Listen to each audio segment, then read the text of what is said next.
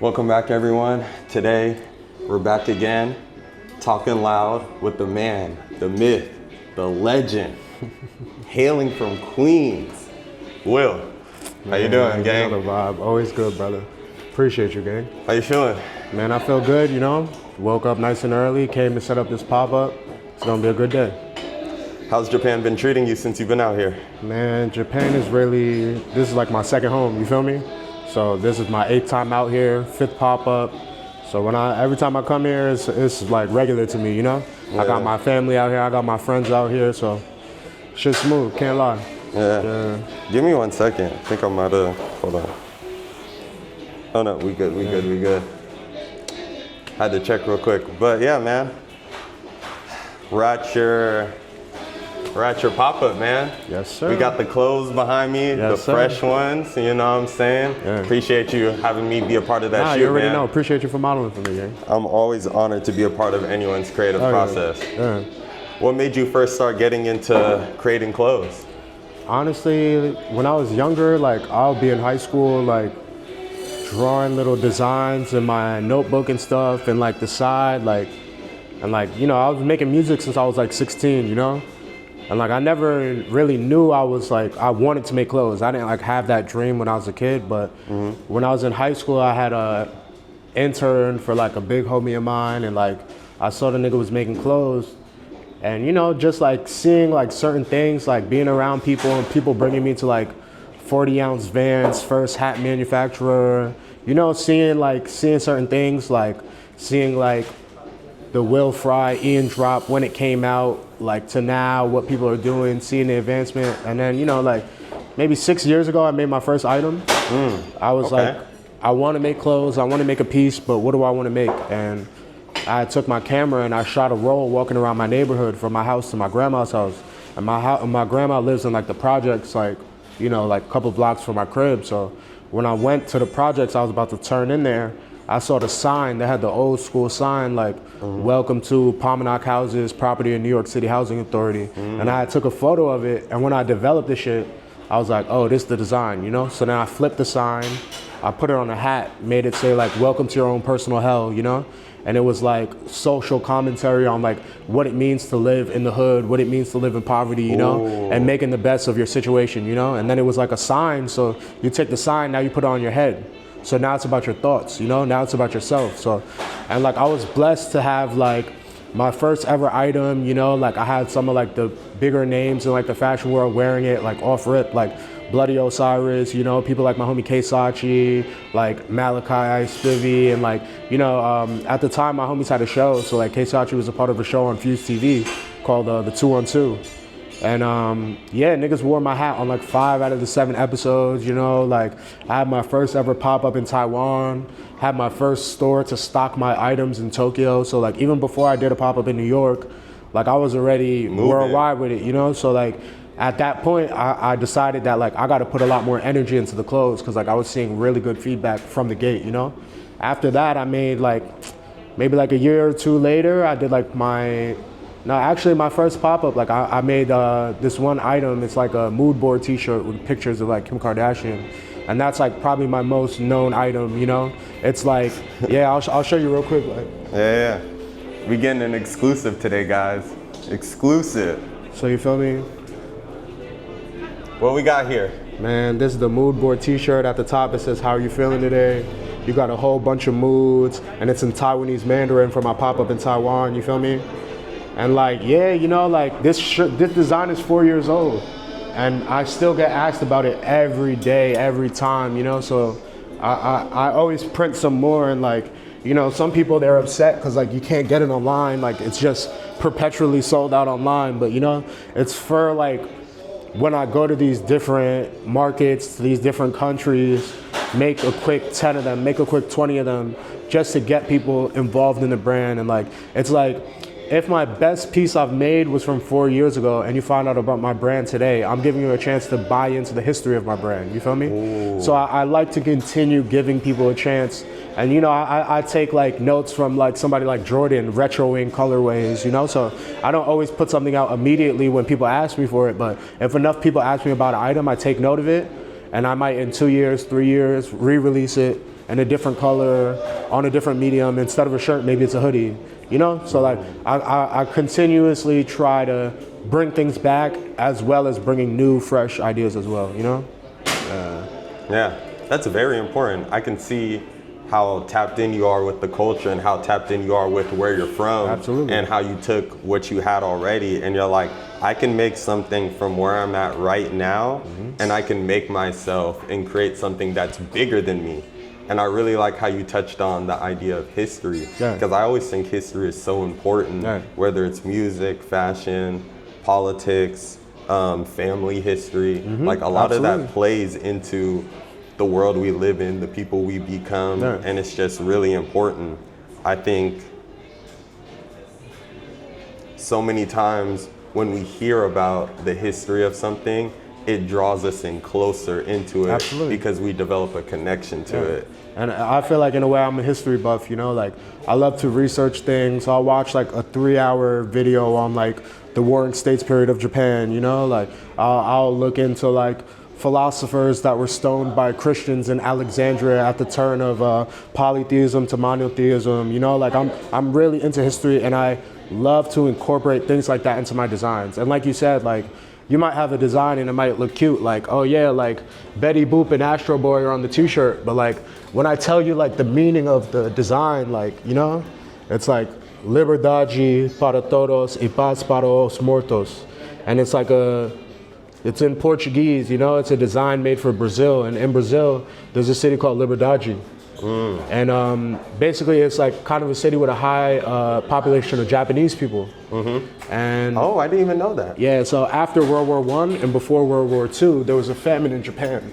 And a lot of people came to Japan to be migrant workers and work on coffee farms.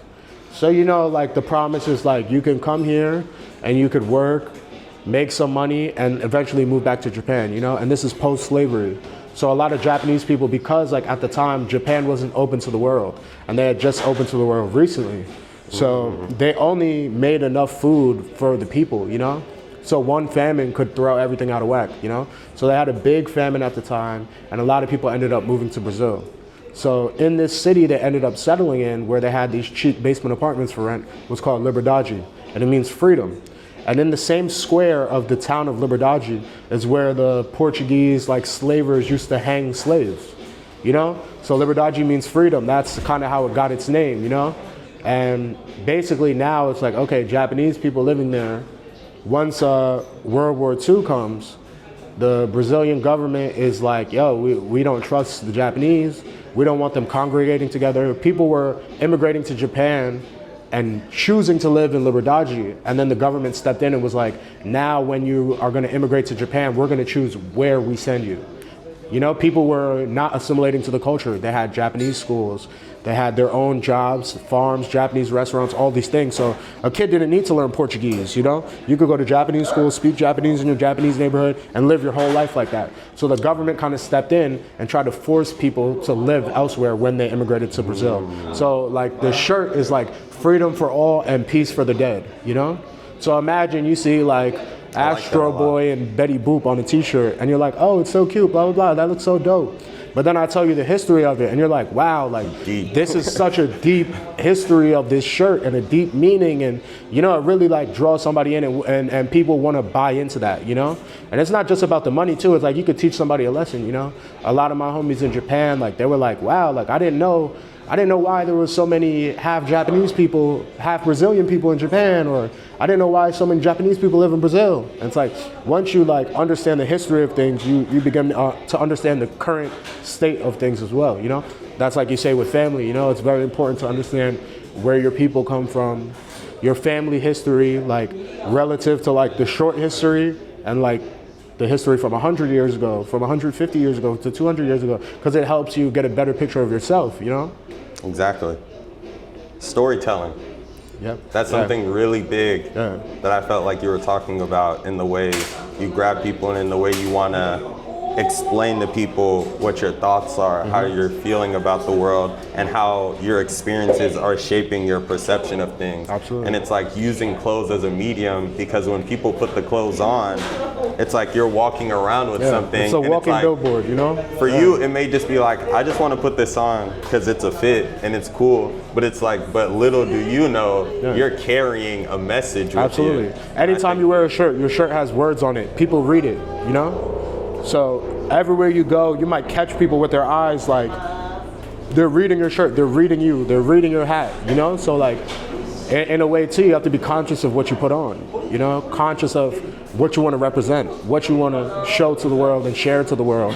Because, you know, you wear something like, you wear that Kim Kardashian shirt, someone like a Chinese person might come up to you, yo, where'd you get this? Yo, this is fire. Oh, whatever. You know, like, I had the shirt, I had my head tattoo out in Japan maybe 5-6 years ago. And an artist came up to me and said, yo, I could tell you didn't get that in mainland China. Yo, I'm from Hong Kong, blah, blah, blah. Yeah, oh, I got it in Taiwan. Oh, we write the same way, blah, blah, you know? And this guy, he was making sculptures of, life-size sculptures of the Batmobile, busts of stormtrooper heads, you know? He had done commissions for Marvel, for Disney, for Google, like, so, and he was telling me, like, bro, you're an artist, keep going. So, like, hearing things like that from those people, and just from, like, what you can wear, drawing somebody in and be able to start a conversation, you know?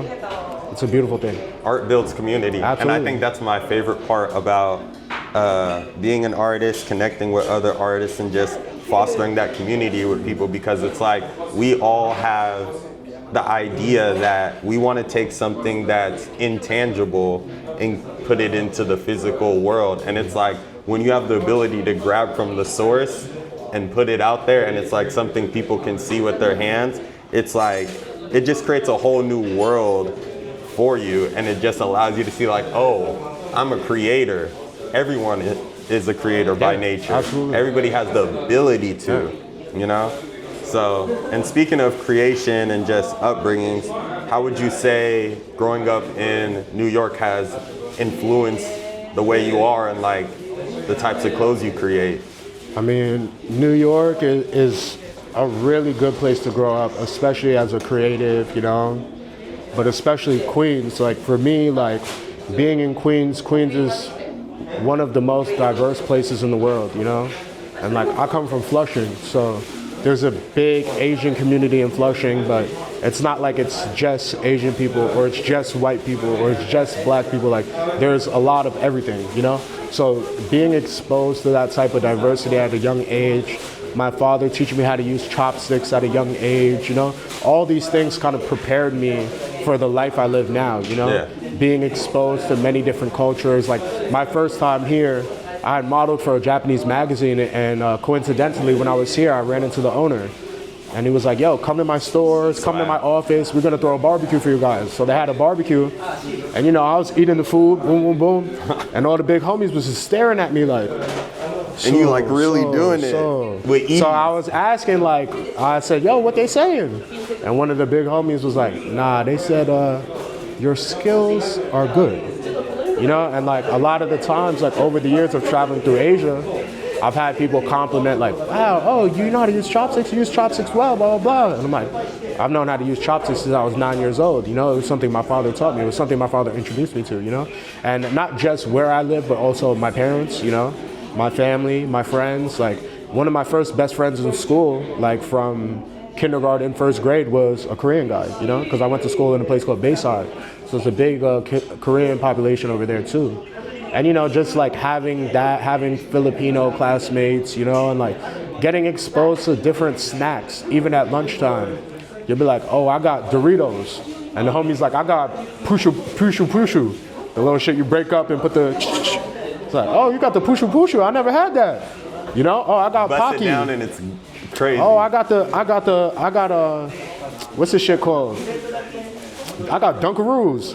Oh, I got Pocky. Let's trade. You feel me? So like just little things like that. Being exposed to people from different ethnic backgrounds, you know, getting to be able to come to these people's houses, have dinner with their families, learn about the things they do. It kind of prepped me for being the type of worldly person I am, as well as the travels I've done later in life. You know what I mean? But just being from New York is kind of a blessing. You know, a lot of people in America that, or in the world, they have that dream of like, I want to go to New York and I want to do this, I want to make it, you know? So we have that attitude of like, we're from here, you know, they have that saying, like Frank Sinatra, if I can make it here, I'll make it anywhere, you know? Yeah. So it's like, we come from that. We're not moving from somewhere else, so we're kind of born with that like thick mentality. skin, you know? Like things are expensive by nature. We're not moving from somewhere where it's cheaper. So if we can conquer that and learn how to make money in that environment, then we could take it elsewhere, you know? And spread that attitude to different people, exchange culture. That's one of the important things, cultural exchange, you know? Yeah, absolutely. You can always tell when someone's from New York. And I love it. I love it. It's the way we talk. It's like the attitude, the way you talk, the way you carry yourself, it's something about that energy in New York that it's like, it just grabs people in. And like everyone who's a creative that goes out to New York, they always say it's like, I didn't know if I was gonna really enjoy New York, and then it turns into a lot of people's favorite place. Absolutely. So it's just very, very important to travel. Very important to get out of your so bubble. You could see something else. You know, that's something I try to impress on a lot of people. And even if it's like, I don't necessarily always have the funds to go somewhere. It's like, maybe go somewhere in your state that you haven't gone to, and that'll just start to open your eyes, and then you'll just start going on a lot of people think there's like this big paywall that prevents you from traveling, but you know, you could take a $20 bus, a $30 bus from New York to Atlanta. You could take the China bus to DC real quick, you know? And like, you know, it might not be as glamorous, but you know, like you could go upstate. You could be from the Bay and say, I'm gonna go to LA. You could take I'm gonna go to Vegas. You don't have to say I'm gonna go to Shanghai. You know, you start small. For sure. But don't get it twisted. Like there's been times like I've come to Japan and it's like, before I leave, I got $27 in my account, and I'm gonna throw a pop-up tomorrow, and then my flight's the next day, and then I got a pop-up out there in a week, and you know, like, but sometimes you gotta roll the dice, you know? It's like, do I wanna sit and be broke at home, or do I wanna roll the dice and come out here and get this paper, you feel me?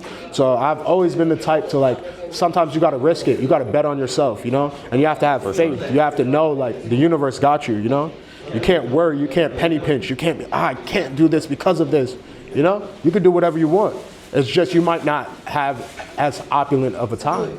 You might not be able to A5 Wagyu it. You know, you might have a couple Combini breakfasts, you know. Hey, bro, the family Sando, 7-Eleven smoothie. Bro, my breakfast $500 day. Gangsta, my breakfast from the grocery store this morning. A $300 bento box with chicken, rice, ground chicken, and egg. Orange and grapefruit juice, and what else I got? I got a little energy pack of like vitamin B12, vitamin the one C. with the plastic pack with the. I think I paid $4 or $5 USD for all that. You feel me? So also it's like, why? Like I could sit home like, okay, I just made this much money. If I sit home for a month, I'm gonna spend that on food, on gas, on my phone bill. So why not take that money and maybe there's a chance you can make a little bit more somewhere else. And you go to this somewhere else where your money lasts longer. And you know, instead of like, oh, I would spend that in 1 month, it's like, well, I can last 2 months out here with that. And then if I make a little bit more money, then it's like, well, where are we going next? Yeah. Okay, well, now we're going to Paris for Fashion Week, make a little bit more money. Then go to Madrid, another pop-up, make a little bit more money. Then back to Amsterdam, another pop-up. Yeah, just can't stop, you feel me? Got to keep this shit going. Always got to stay in motion. The moment you stop is the moment. Once you stop, it takes longer to get going again. Yeah. Feel me? Body in motion stays in motion. And speaking of pop-ups in other countries, we're actually heading to Paris next week. Yeah. And you have another pop-up out there. Yeah, this is going to be my 3rd Paris Fashion Week pop-up in a row. So I'm very proud. I'm very grateful for my friends out there who I've been able to collaborate with, my peers there, you know, my contemporaries, as far as like, not just like my friends, like these are people I respect their design, I respect their taste level, I respect the output of what they're doing, whether it be music, whether it be photography, clothing, like these are people that I really respect, you know, so to be able to go out there and meet that group of peers that like we can push each other, and I have that in many countries, so I'm super grateful. But Paris is like, I always call places my second home, but it's like, how many second homes can you have, you know? But Paris is one of those places for me, you know? You feel very comfortable there. Comfortable. When I walk around, I'm boulangerie in the morning, baguette traditionnelle, you know? With the raspberry jam, roll my spliff, drink my chai, and start my day, you feel me? Fraud the train, we do, you know what I'm saying? I live like a Parisian out there, you feel me? So over there it's smooth. It's just like here for me, you feel me? It's just like here. It's like nothing. It's like being at home. Yeah, gangster. Traveling, the more you travel around the world, that I find is, because my family's from Jamaica, so it's like I've been out to Jamaica. Obviously, I'm out here in Japan. Been to Canada. Been to a couple countries and other places. And it's like I feel like the more I travel and the more I go to different places, it's like it's easier for me to just get up and go certain places. I think the first time when you're like really bursting out your bubble, it's so difficult because you're kind of locked into a way of thinking where you're like, this is all I know. And then there's this whole big world out there. But I think the more you kind of, like we were talking about, take your baby steps and kind of trek and mark your territory in different places, it starts becoming more familiar. Like you're like, oh, I'm gonna go here. It's like, I never been here, but I think I'll find something. Or I think I'll stumble upon something. Because you're used to traveling and meeting people, and it's like learning a language. Once you learn 3 languages, it's easier for you to learn a 4th because you know what it takes to learn a language. So it's the same with learning a city, you know? So once you've been to a couple places and you have that confidence about you where you're not afraid to travel alone, you're not afraid to talk to somebody at a party, at an event, in a bar, you know? It's easy to make friends at that point, you know? But it's always good to have at least one contact in a city, you know? If you have one contact, like, you could come to Tokyo and have one friend, and then that friend has 100 friends, and now you have 100 friends, you know? So especially me, even that's what brings me to Tokyo again this time. Yeah. I had a good friend of mine, Paolo, come from Paris, and another friend of mine, Implacable. And they told me they were coming to Paris. I was thinking about going to Brazil. And I said, you know what? My friends are going to Tokyo, not Paris, Tokyo. I said, my friends are going to Tokyo. It's their first time. So I brought my flight and surprised them, you know? I didn't tell them what I was doing. I got here, I hit up my homegirl. I said, yo, what you doing today? She said, I'm chilling, but you know, I'm in Tokyo. Sent the screenshot of Google Maps. I said, me too. My homie got a pop-up. Meet me over there. I'm about to shower and head over there, Harajuku. You know, like, so it's like, wow, you know, and people are asking me, oh, like, why'd you come out here, blah, blah, blah. Like, you know, it's like, I brought my flight 2 days before I arrived, you feel me? So it's just like, sometimes you move in the spur of the moment. And like, I came out here on a whim, but this is my second pop-up this trip, you know? So it's been fruitful. It's things like that where like, if you know, you roll the dice enough times, you're bound to see low one time, you feel me? And I'm very happy with betting on myself, reinvesting in what I do, you know. Sometimes like I've had people like, you know, brand owners who are like, you know, I look up to in a way, who are bigger than me, and they give me some advice and they talk and they ask like, you know, how's the brand model? What are you doing? Okay, you travel, you do this, you do a pop-up in New York and you take the money and do a pop-up elsewhere. All right, well, how's the profit? How's the margins looking? Is it fruitful? Is it this? You know, I've had people ask me like, how is going to Paris? Can you make money if you go there? Blah, blah, blah. And you know, sometimes you're not gonna profit. Sometimes the cost of getting there, you might break even. Sometimes you might be in the red. Sometimes you might be in the black. You know, so. But one thing I'll say is once you go to a place enough times, that's when you begin to realize, like, you know, the first time I came to Japan, I wasn't even making clothes. I wasn't even doing photography. I was making music. I didn't even have music out. I had maybe a couple songs out, you know? Second time, third time, it's like my first pop-up in Tokyo was 3 years ago, but I've been coming here for 9 years, you know? So now I'm making money with ease here, but there was a lot of groundwork that went into that, you know? So, and that's the part that a lot of people don't see, where they'll see like, oh, this person just popped up here and they did this and they did that, and I want to know how I can do this and do that. But it's like, it's always behind the scenes work that a lot of people don't see, whether it's like, you know, you're an artist in the studio, you're a photographer and you're shooting hundreds of rolls. Yeah, before they'll really see the exhibition, but yeah, they don't see the work that goes in. But that's why it's good to have friends, because now my homegirl Paula, who it's her first time here, and now she's doing her first pop-up here. Because I've been here before, so we know how to put pop-ups together. Let's do it together. Let's collab. Let's get the other homie from Paris, Ilios, you know? So today, that's why it's like very special to me, because I'm popping up with 2 French brands, Personality Studio, R-Milli, you know? R-Milli, my brother Ilias, like everybody has like check them out. Their own unique vibe, you know? and being able to share the space and come together and like have our brands contrast each other, but in real life have our personalities complement each other, you know?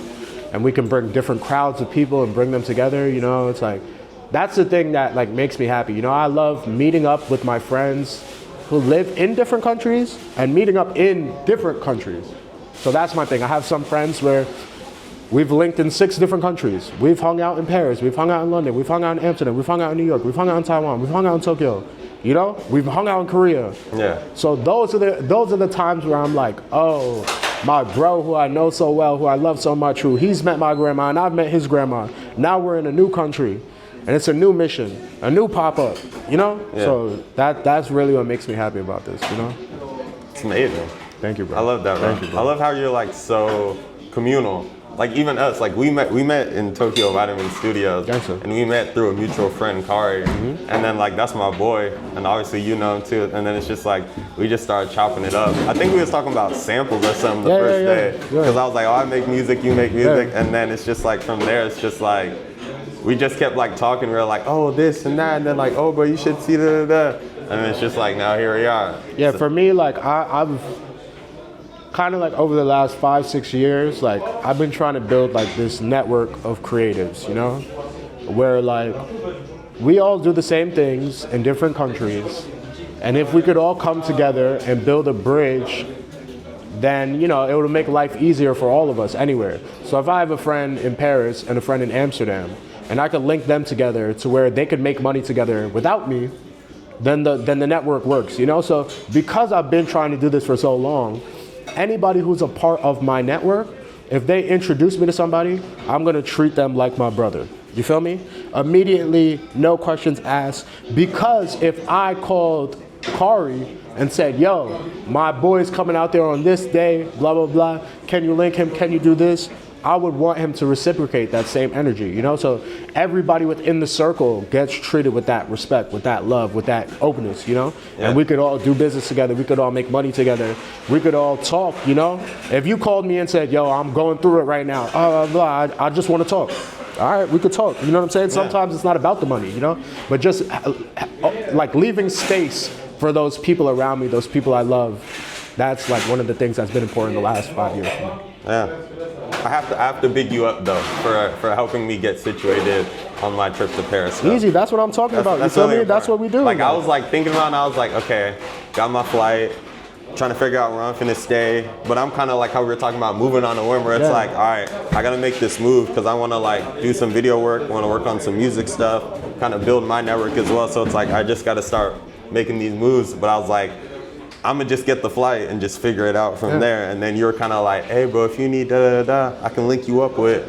And then the dots just started connecting and I was just like blessed. Nah, they call me the glue, you feel me? That's what my boys back home call me. They call me the glue. Like, I'm the nigga that put shit together, you feel me? So really, that's really what I do, you feel me? Like, I'm on the phone, like talking with people in different countries, making shit happen, you know? Calling niggas in London, yo, send that verse over, send the stems, we're doing this, send the lyrics. Calling people in Paris, yo, go meet with this person, blah, blah, blah, she got the crib, yo, everything should be smooth, you know? And still talking to people back home, like, all right, yo, you cop this, yo, I'm gonna see if my sister can ship that out to you, boom, boom, boom, boom, boom, boom, you know?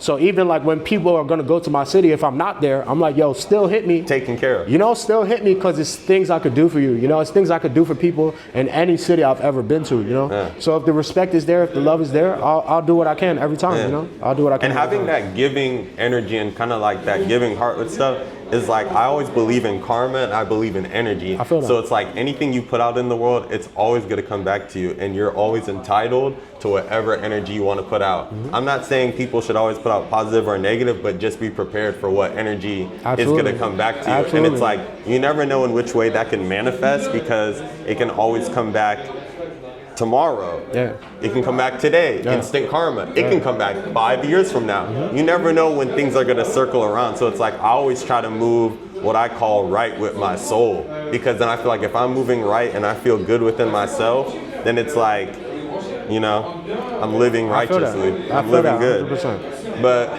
speaking about the codes, man, because this is just so great, man. What inspired you for this collection? Because I know this is an exclusive for this pop-up. So honestly, thank you, brother. You about to head out? Yeah. Yeah, bless, man. But yeah, honestly, like my first pop-up I did here like maybe 2 weeks ago. I had like the leftovers from my New York web drop, and then I had a collab with my homies. So I have some pieces from that drop, and then I have some pieces like, the way I do things is like, I might not always, like, I might drop some items and not put them online, you know? And it's just like, if you came to my birthday party, you were able to get one of these 5 new shirts.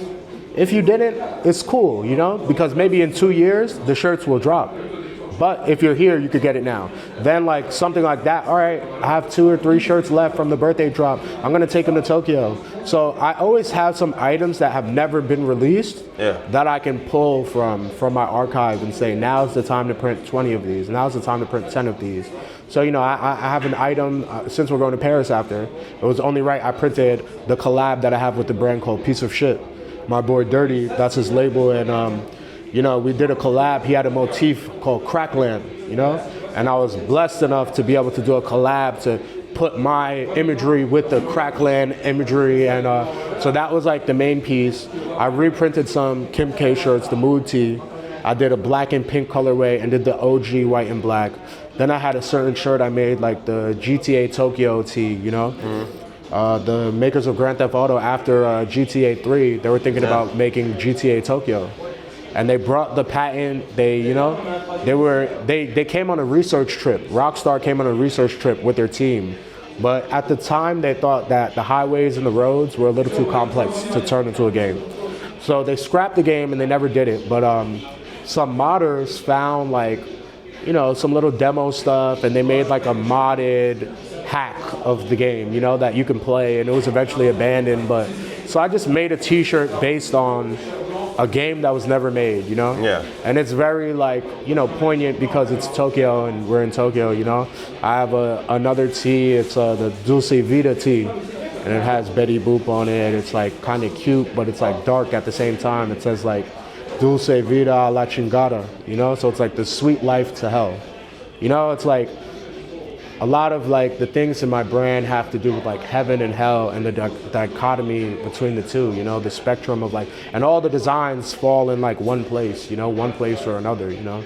And, you know, just bringing these items, like tapping into some Yukio, like woodblock prints and things like that, pulling imagery from like older Japanese things, newer Japanese things, and like even bringing like the French element here and then leaving and then bringing that Japanese element to France, you know, as well as with my own vibes, having the New York aesthetic and having these things and having the cute aesthetic of like something like a Hello Kitty, a Betty Boop, but also having kind of like a tough, like a, you know, like a more like cutting edge, like, oh wow, this is like graphic, this is, you know, something that makes you want to like, whoa, double take, like what are they wearing, you know, and kind of like strike up conversation. So you might be wearing a piece where it's like a girl might come up to you like, oh, that hat's so cute, and you might be wearing a piece where like an OG's looking at you in the streets like oh, Hoichi, like, you know, like I like that, you know. So it's things like that, just like balancing these two energies and like, you know, just pulling from like things I've done already and mixing it with like new things, because I feel like one of the keys is being able to offer people a lot of items, you know? Yeah. You could make 50 of 4 items and have 200 pieces, but your customers can only choose between 4 things. Or you could have 20 of 10 pieces, you know, and that's 200. But now they have 10 things to choose from, you know? Yeah. You could do it even smaller. You could do 50. You could do 50 items in 2 pieces each, and that's 100. But now they have 50 things to choose from. So some people, you know, some people have only enough money to buy 1 item. And some people, they'll buy every item. So if you have 4, the max that your every item customer could buy is 4, you know? So now I'm in the habit of bringing a lot of different things. Something might be old to me, but if it's never been in Japan, you know, it's 8 months old, but if I bring it here, that might be the item that somebody comes in and buys, you know? And It's the same amount of money you're gonna make as a new item, so why not, you know?